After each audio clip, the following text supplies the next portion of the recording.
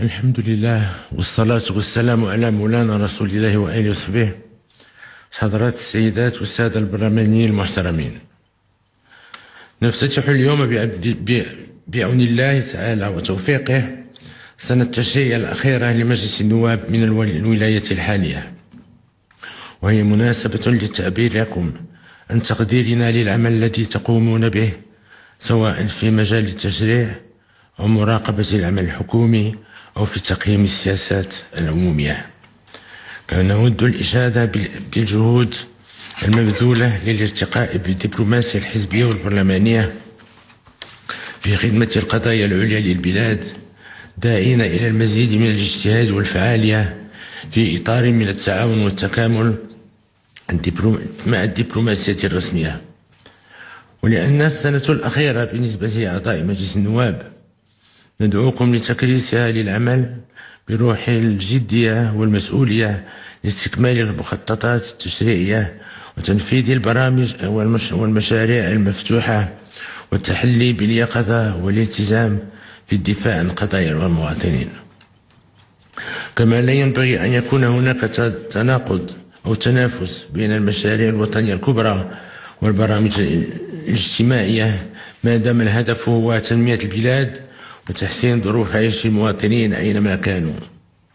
وفي نفس السياق ينبغي إعطاء عناية خاصة لتأطير المواطنين والتعريف بالمبادرات التي تتخذها السلطات العمومية ومختلف القوانين والقرارات، لا سيما تلك التي تهم حقوق وحريات المواطنين بصفة مباشرة. وهذه المسألة ليست مسؤولية الحكومة وحدها، وإنما هي مسؤولية الجميع، وفي مقدمتهم أنتم معشر البرلمانيين لأنكم تمثلون المواطنين. وهي أيضا مسؤولية الأحزاب السياسية والمنتخبين بمختلف المجالس المنتخبة وعلى جميع المستويات الترابية، إضافة إلى وسائل الإعلام وفعالية المجتمع المدني وكل القوى الحية للأمة.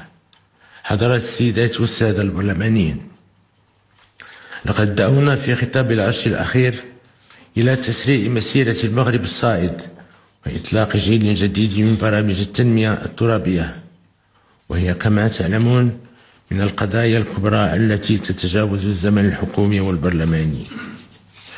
وبلادنا والحمد لله تفتح الباب من خلال الديناميات التي أطلقناها أمام تحقيق عدالة اجتماعية ومجالية أكبر. كما نأمل على استفادة الجميع من ثمار النمو ومن تكافؤ الفرص بين أبناء المغرب الموحد في مختلف الحقوق السياسية والاقتصادية والاجتماعية وغيرها. لذلك نعتبر أن مستوى التنمية المحلية والمرآة التي تعكس بصدق مدى تقدم المغرب الصاعد والمتضامن الذي نعمل جميعا على ترسيخ مكانته. فالعدالة الاجتماعية ومحاربة الفوارق المجالية ليست مجرد شعار فارغ أو أولوية مرحلية قد تتراجع أهميتها حسب الظروف، إنما نعتبرها توجها استراتيجي يجب على جميع الفاعلين الالتزام به، ورهانا مصيري ينبغي أن يحكم مختلف السياسات التنموية. لذا فإن توجه المغرب الصاعد من أجل تحقيق العدالة الاجتماعية والمجالية يتطلب اليوم تعبئة جميع طاقاته. فالتحول الكبير الذي نسعى إلى تحقيقه على مستوى التنمية الترابية يتطلب تغييرا ملموسا في التعليقات في العقليات وفي طريقة العمل، وترسيخا حقيقيا لثقافة النتائج، وذلك بناء على معطيات ميدانية دقيقة وباستعمال التكنولوجيا الرقمية. لذلك ننتظر وتيرة أسرع وأثرا أقوى للجيل الجديد من برامج التنمية الترابية التي وجهناها للحكومة لإعدادها، وذلك في إطار علاقات رابح بين المجالات الحضرية والقروية. ويتعلق الأمر على الخصوص بالقضايا الرئيسية ذات الأسبقية التي حددناها وعلى رأسها تشجيع المبادرات المحلية والأنشطة الاقتصادية وتوفير فرص الشغل للشباب والنهوض بقطاعات التعليم والصحة وبتأهيل الترابي. وفي هذا الصدد ندعو الجميع كل من موقعه إلى محاربة كل الممارسات التي تضيع الوقت والجهد والإمكانات، لأنه من غير مقبول التهاون في نجاعة ومردودة الاستثمار العمومي. وإضافة إلى توجيهاتنا في خطاب العرش بخصوص التنمية الترابية، ندعو للتركيز أيضا على القضايا التالية: أولا، إعطاء عناية خاصة للمناطق الأكثر هشاشة بما يراعي خصوصيتها وطبيعة حاجيتها، وخاصة مناطق الجبال والواحات. فلا يمكن تحقيق التنمية الترابية المنسجمة بدون تكامل وتضامن فعلي بين المناطق والجهات. وقد أصبح من الضروري إعادة النظر في تنمية المناطق الجبلية التي تغطي 30% من التراب الوطني، وتمكينها من سياسة عمومية مندمجة تراعي خصوصيتها ومؤهلاتها الكثيرة.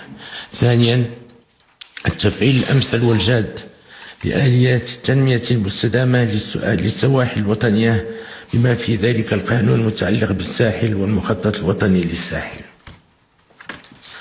وذلك بما يساهم في تحقيق التوازن الضروري بين التنمية المتسارعة لهذه الفضاءات ومتطلبات حمايتها وتثمين مؤهلاتها كبيرة ضمن اقتصاد بحري وطني يخلق الثروة وفرص الشغل. ثالثا، توسيع نطاق المراكز القروية باعتبارها آلية ملائمة لتدبير التوسع الحضري والتخفيف من آثاره السلبية. ومن شأن هذه المراكز الناشئة كذلك أن تشكل حلقة فعالة في تقريب الخدمات الإدارية والاجتماعية والاقتصادية من المواطنين بالعالم القروي. حضرات السيدات والسادة البرلمانيين، إن السنة التي نحن مقبلون عليها حافلة بالمشاريع والتحديات، وإننا ننتظر منكم جميعا حكومة وبرلمانا أغلبية ومعارضة تبعت كل الطاقات والإمكانات وتغليب المصالح العليا للوطن والمواطنين. فكونوا رعاكم الله في مستوى الثقة الموضوعة فيكم، وفي مستوى الأمانة الملقاة على عاتقكم، وما تتطلبه خدمة الوطن من نزاهة والتزام ونقران ذات. قال تعالى: فمن يعمل مثقال ذرة خيرا يراه ومن يعمل مثقال ذرة شرا يره. صدق الله العظيم، والسلام عليكم ورحمة الله تعالى وبركاته.